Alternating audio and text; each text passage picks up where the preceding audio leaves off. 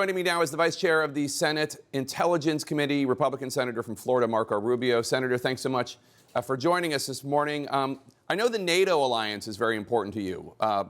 You just pushed and got legislation to require the advice and consent of the Senate or an act of Congress before any president could suspend, terminate, or withdraw U.S. membership from NATO. So I want you to take a listen to something Donald Trump said yesterday on the campaign trail.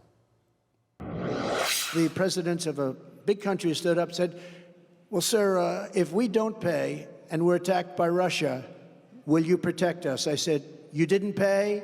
You're delinquent? He said, yes, let's say that happened. No, I would not protect you. In fact, I would encourage them to do whatever the hell they want. You got to pay.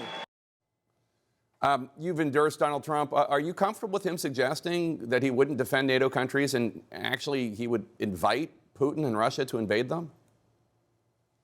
Well, that's not what happened, and that's not how I view that statement. I mean, he was talking about a story that he talked about happened in the past. By the way, Donald Trump was president, and he didn't pull us out of NATO. You know, in fact, American troops were stationed throughout Europe, as they are today. They were then as well.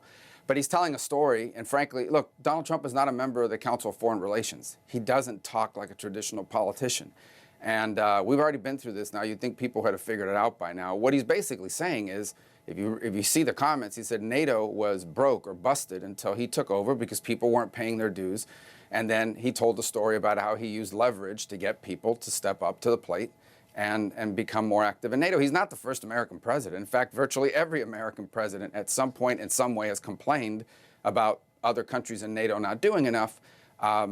You know, Trump's just the first one to express it in these terms. But I have zero concern because he's been president before. I know exactly what he has done and will do with the NATO alliance. But there has to be an alliance. It's not America's defense with a bunch of small junior partners. Some of these are big countries with big economies.